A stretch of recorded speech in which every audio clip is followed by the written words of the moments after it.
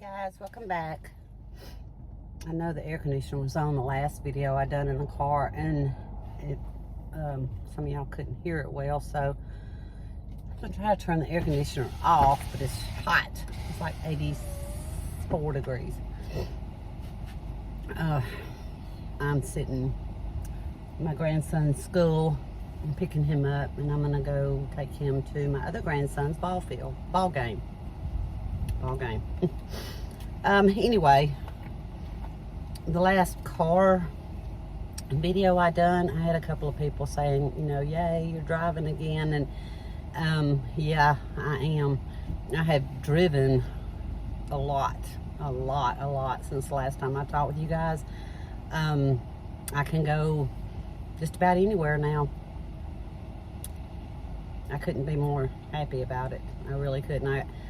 I guess I just didn't really realize what I had been missing, you know. I mean, it's been going on so long. It's probably 30 years.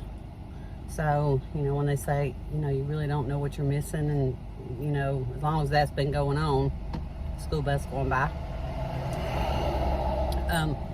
But anyway, I just wanted to, and I know there's people that suffer from anxiety and not being able to drive.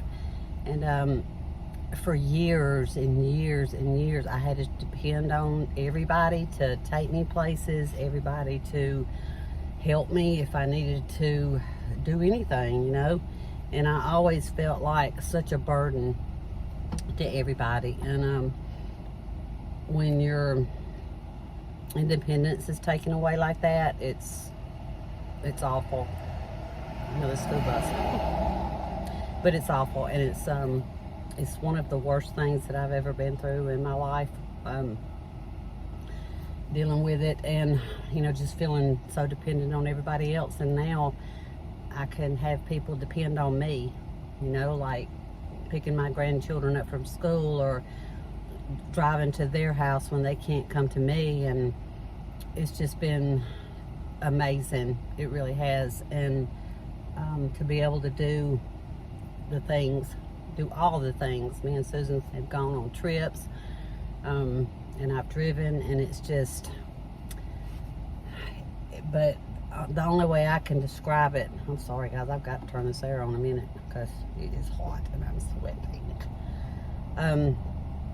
is that the only way I guess I could say that is how I done it and how I've been able to do it and keep doing it, is that I knew this all along throughout the whole 30 years. You know, I knew that I'd have to face my fears if I ever wanted to do it or drive again, but I just couldn't bring myself to do it. You know, facing your fears is hard, and for most people, driving is just a, you know, everyday thing, and you don't realize how really hard it is.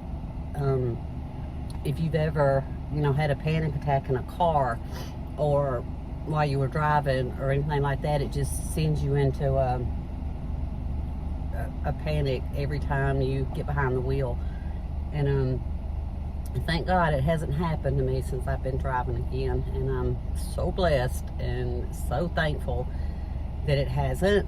But I wish there was a way I could explain to anybody that's having this, is if you just get out, and if you have, you know, somebody that'll be with you, or even if you don't, nobody was with me when I started driving again. I mean, Susan was every now and then. She'd let me drive her truck and stuff, but, you know, as far as actually starting to do it by myself, I would just get in the car and, you know, whether it was just driving out the driveway, you know, or just sitting in the car for a while, just baby steps.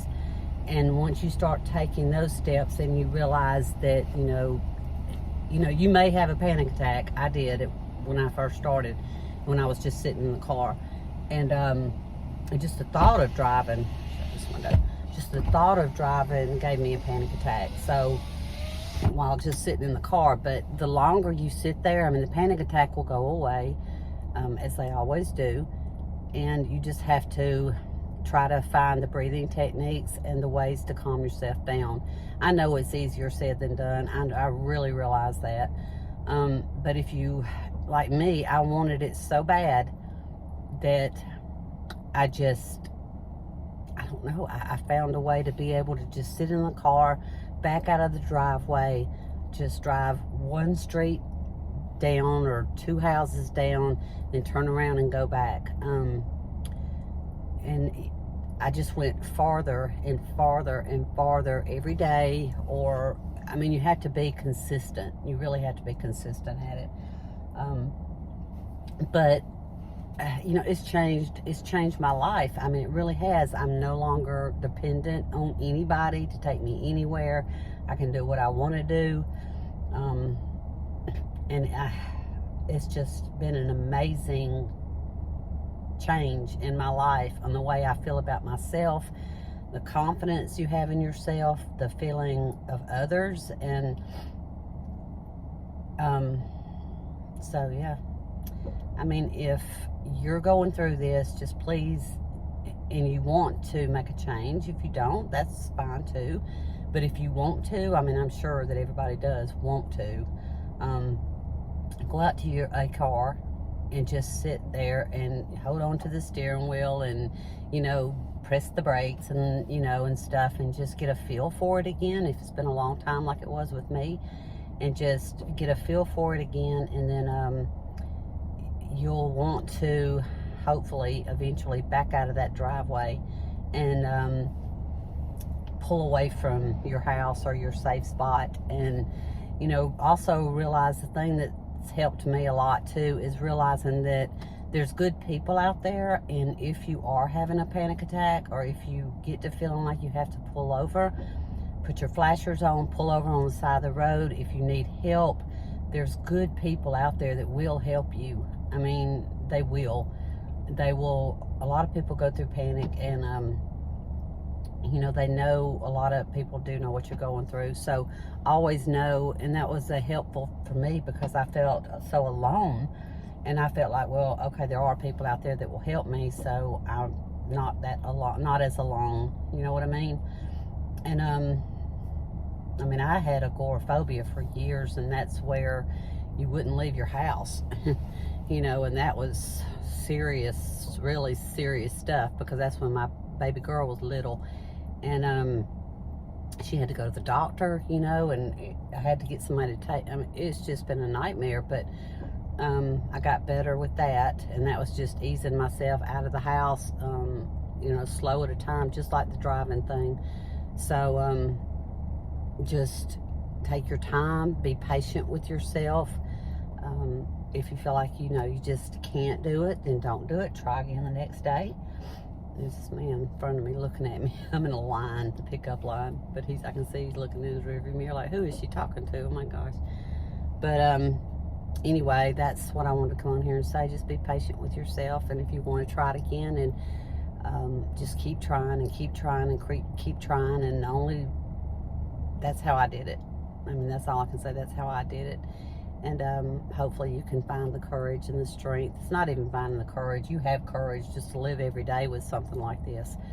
But hopefully you can find a way to do it, because I'm living proof that you can do it. Even if it's been 30 years, you can do it. You can find a way to be able to drive again and feel that independence that you've lost. And yeah, so I'm going to be doing another video in a couple of days. Let's see, school's already let out now. It's 3:02. So I'm going to put my seatbelt back on and my glasses back on. And so it's good to see you guys again. I hope you're all doing well. And I will see y'all soon with another video that I have planned. It's going to be a busy weekend because I've got a lot of stuff going on. So I'll see you guys in the next one. Y'all have a good day.